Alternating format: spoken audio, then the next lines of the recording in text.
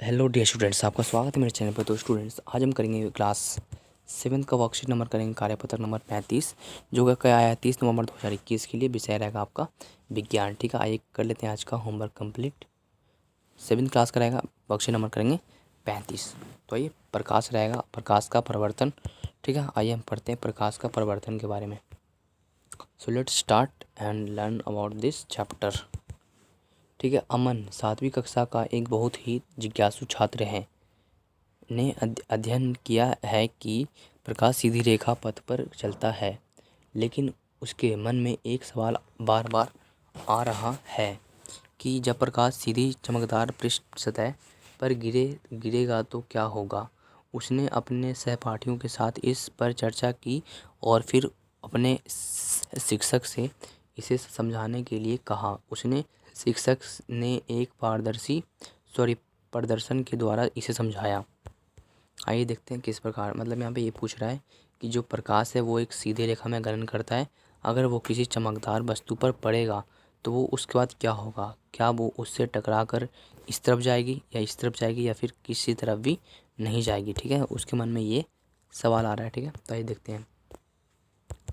जानने योग्य एक चमकदार सतह या तो अत्यधिक पॉलिश की गई सतह या दर्पण होती है।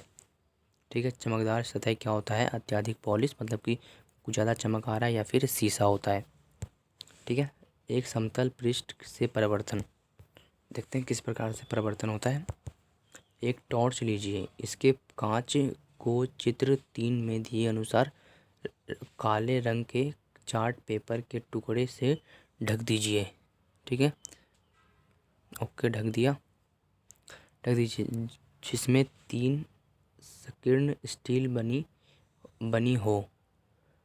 ठीक है, यहाँ पे ये कह रहा है कि इसमें जो आपके पास इस प्रकार का जो टॉर्च है, ठीक है, इसके कांच को चित्र 3 में दिए अनुसार काले रंग से चार्ट पेपर से टुकड़े से ढक दीजिए। जो टॉर्च है उसको इस प्रकार से ढक देना है। ठीक है, ओके, हमने ढक दिया, जिसमें 3 इस प्रकार के छेद छोड़ देने हैं। लकड़ी के किसी चिकने बोर्ड पर एक अन्य चार्ट पेपर की शीट फैलाइए।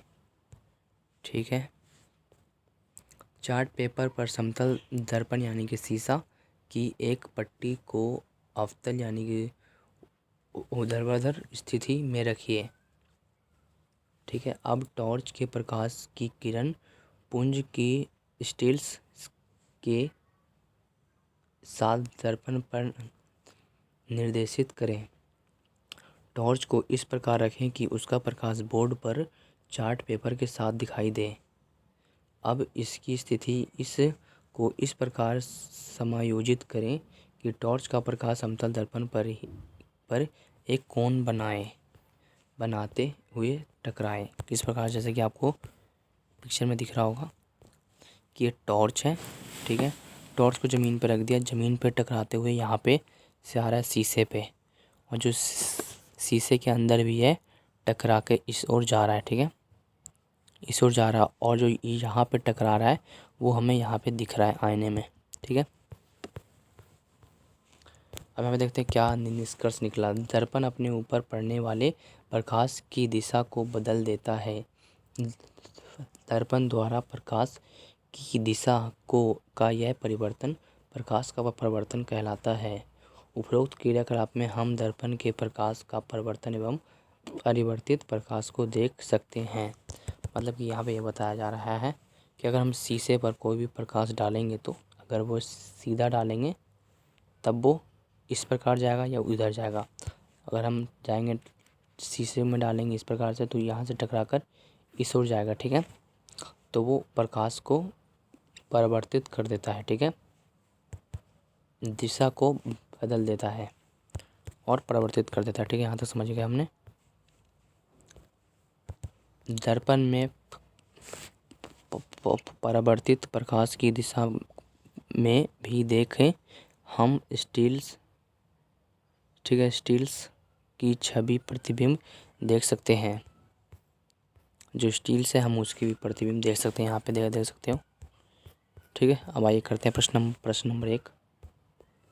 प्रश्न नंबर 1 ये है कि प्रकाश के परावर्तन से आप क्या समझते हैं? तो इसका आंसर यहाँ से लिखोगे आप। प्रश्न नंबर 1 का, दर्पण अपने ऊपर पड़ने वाले प्रकाश की दिशा को बदल देता है। दर्पण द्वारा प्रकाश की दिशा का यह परिवर्तन प्रकाश का परावर्तन कहलाता है। ठीक है, यहाँ से लेकर यहाँ तक प्रश्न नंबर 1 का आंसर हो गया। करते हैं प्रश्न नंबर 2। प्रश्न नंबर 2 है कि चमकदार पृष्ठ से कोई अन्य 2 उदाहरण लिखिए। चमकदार पृष्ठ कौन कौन से हैं? कुछ वस्तु के नाम लिखना जो कि चमकदार होते हैं, जैसे कि नहीं स्टील की प्लेट, टाइल्स, कांच या गिलास, या हो गया शीशा। ये सब क्या है? चमकदार सतह है, या फिर पानी की सतह। पानी की सतह भी चमकदार होती है। ठीक है, सतह। ठीक है, इस प्रकार से हो गया। मैंने यहाँ पे 4 बता दिए हैं। ओके, आपको कोई भी 2 उदाहरण लिखने हैं। यहाँ पे है प्रतिबिंब किसे कहते हैं? प्रतिबिंब किसे कहते हैं आइए देखते हैं।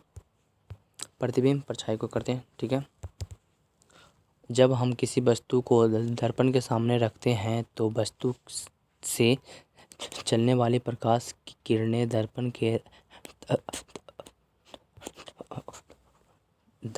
के तल से परावर्तित होकर हमारी आँख पर पड़ती है, जिससे हम उस वस्तु की आकृति को दिखाई देती है। उस आकृति को दिखाई देती है। इस आकृति को ही वस्तु का प्रतिबिंब कहते हैं।